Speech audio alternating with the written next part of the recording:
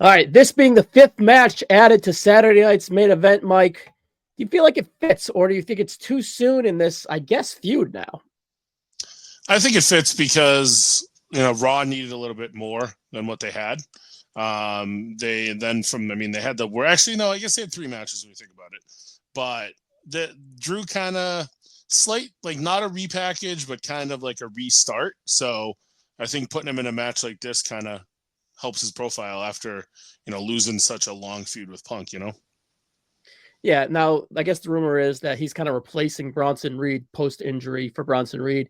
Drew returns about probably a month or so early to kind of fill this void here. So do you assume, like I assume, that Sami versus Bronson Reed was the match here? Could be. I mean, I was under the impression it was only going to be four matches for a while. He's 2 hours. You figure they do a lot of bullshit with like promos and stuff, but Yeah, you're some gonna of have a these lot of nostalgia. like Yeah. right, like I would assume that the U.S. title women's matches are going to be too long, and as long as they save enough time for KO and Cody, that's cool. But this is That's a the match match. that yeah, these guys 10 minutes are all you really need, and they'll put on a show. Yeah, I was surprised that it was. Now it's funny that we're here at the end of 2024 because the rumor at the start of the year this was supposed to be the WrestleMania match, and with the ping pong of CM Punk, right? CM Punk now Gunther titles match or Gunther's match was supposed to be Brock, right? Maybe, and then so Sammy is now facing Gunther, and Drew with Punk getting hurt is now facing Seth for the world title.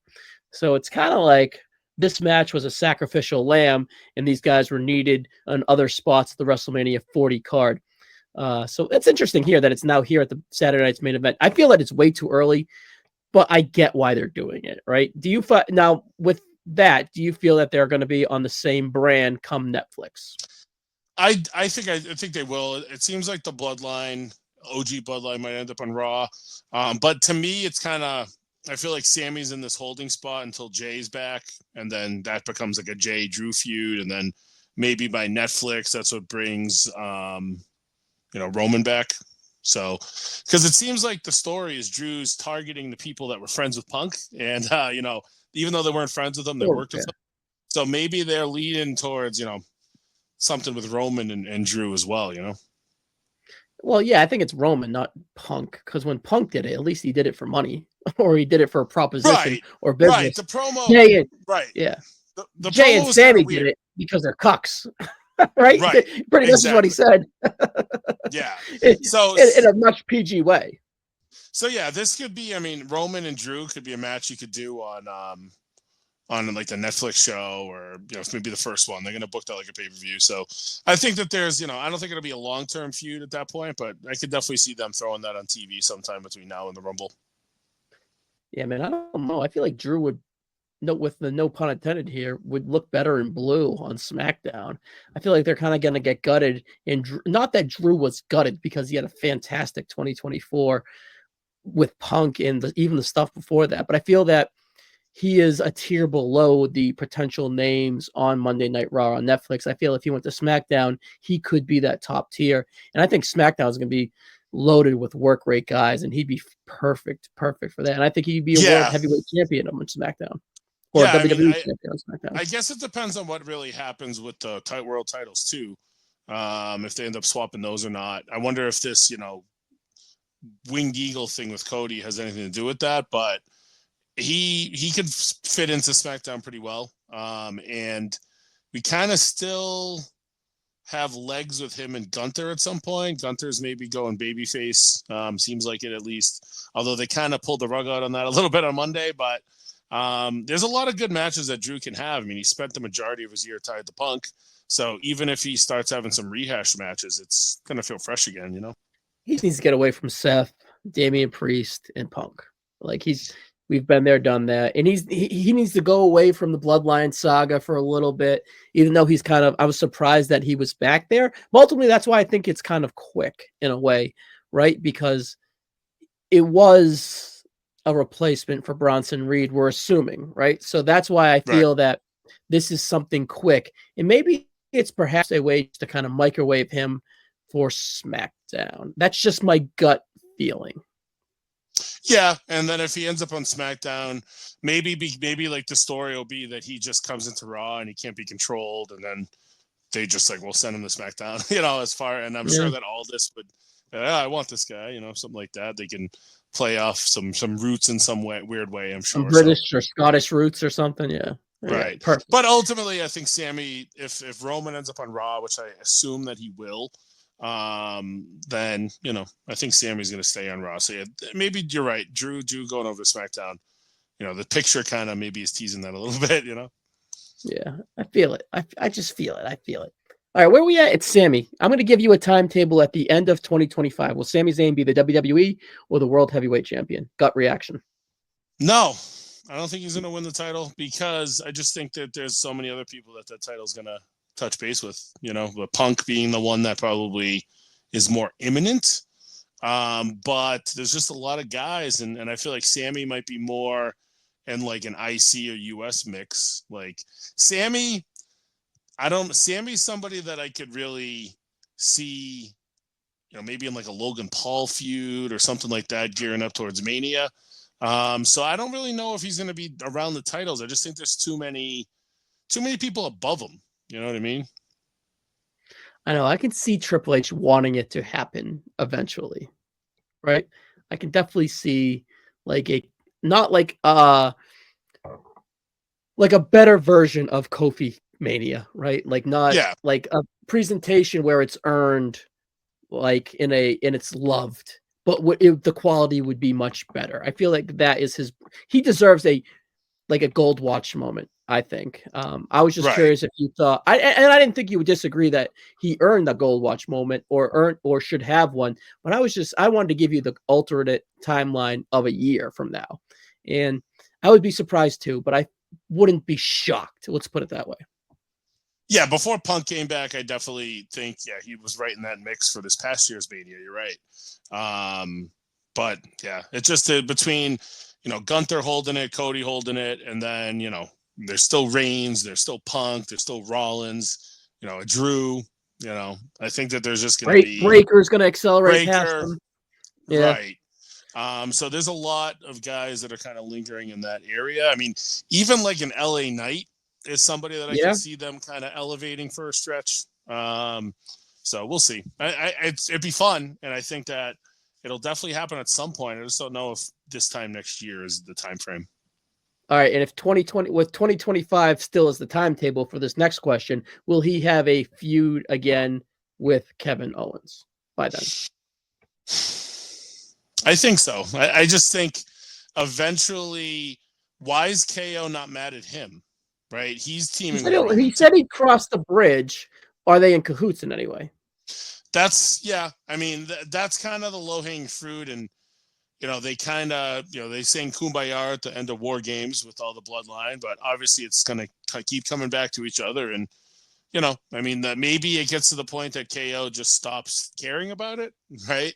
But ultimately, I mean they're like the forever rivals. Like they can always come back to it and always have a banger of a match, and I think that it's a spot where their last couple matches were Sami as the heel, wasn't it? Yeah. Pandemic 37-ish. Yeah. So good time to kind of flip that back the other way, Yeah, and last time it was like it was fitting into a card. I think that it should be built around a card, if that makes any more sense. If that makes sense to you. And speaking of Logan Paul, that was that was the Logan Paul experience. Yeah, that was pretty much his introduction to the WWE in a way. Right. So, all right, I'm not mad that this is matches on the card. I'm just a little bit surprised as we're here at the end of the preview. Who do you think wins? You think this? I think Drew's wins. I think he's got to. I think losing the feud to Punk, if he's gonna get elevated, even if he switches brands, this is Sami's bulletproof. He just lost. He slipped on a banana peel against Rollins. I don't think him losing is a big deal. And then ultimately him losing and Jay coming back to get his comeuppance is probably the way to go. All right, that all makes sense, and I'm with you on that typically. So, where is this on the show? This maybe in the middle, third, maybe opener, maybe opener. But I think historically, with 2 world titles, a women's world title and a U.S. title for the women, I don't think this would open. I think they would want to open with something more historical.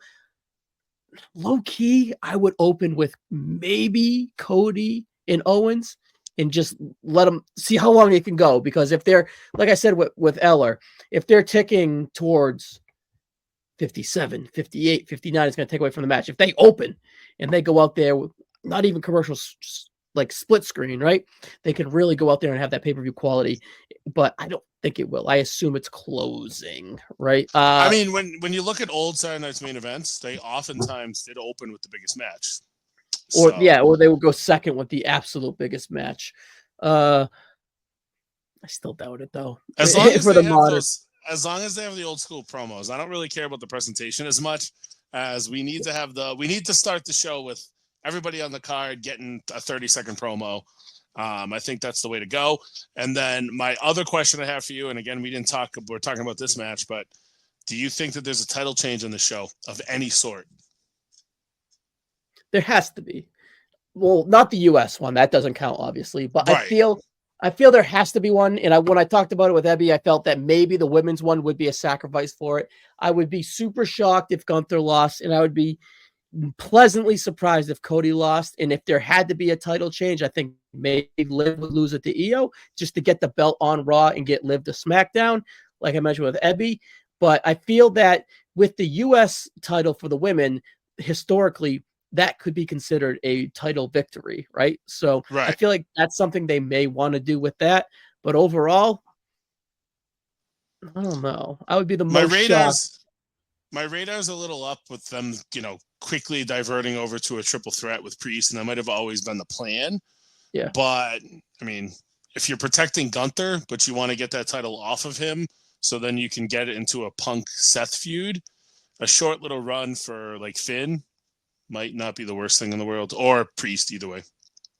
Well, here's the thing, Mike, right? It has to be something in the mix. And the recipe for it here is the superstar or the transfer portal, whatever you fucking want to call it, the portal, whatever you want to call it, right? The portal shakeup and the first historical Saturday Night's main event since 2008. So they have a lot in their favor to do something big, and they want to make an impression, right? So, and Rumble season's right around the corner.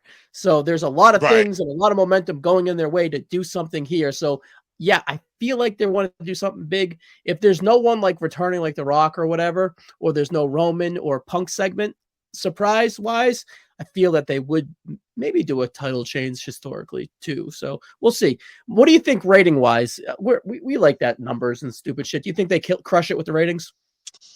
Yeah, because it's a big college basketball night, but college basketball doesn't crush the rating like college football does.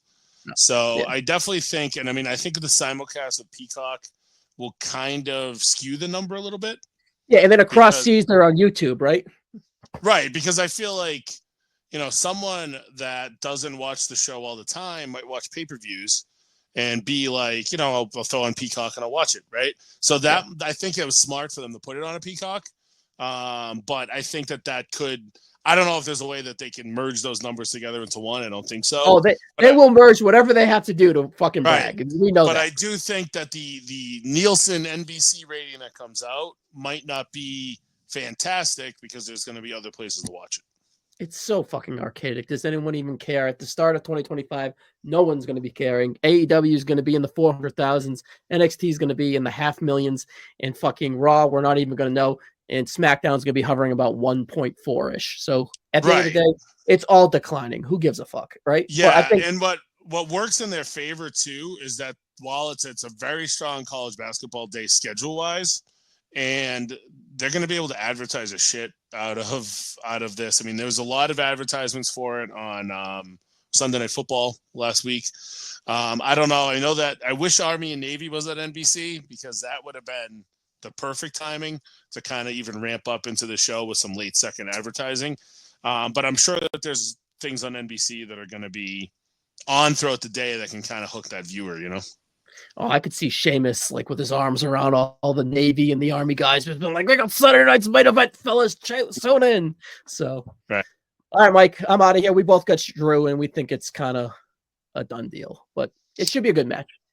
Absolutely. I mean, it's going to be a work rate thing where a lot of the other stuff might be more. I mean, obviously Cody and KO will work, but I feel like it's going to be kind of a, hey, this is this big Scottish guy that's just looks different from everybody else on the show, and I think that it's good to hook that casual. And there's that quirky Canadian that we don't know why we love, but yeah, we do. Right. He's a badass heel. I think Drew, if we're going to talk about Saturday night's main event, there was always that big burly heel. Gunther, I guess, kind of fits it too, but more so Drew. He kind of feels larger than life, so he kind of is a throwback to the old school SNMEs, you know. Yeah, you get that 80 snob, right, who looks down on these midgets nowadays. They see Drew and they're going to be impressed. So yeah, Absolutely. That's a pretty good call. Awesome. All right, Mike, we'll see you on the next one, buddy. Thank you. Later, man.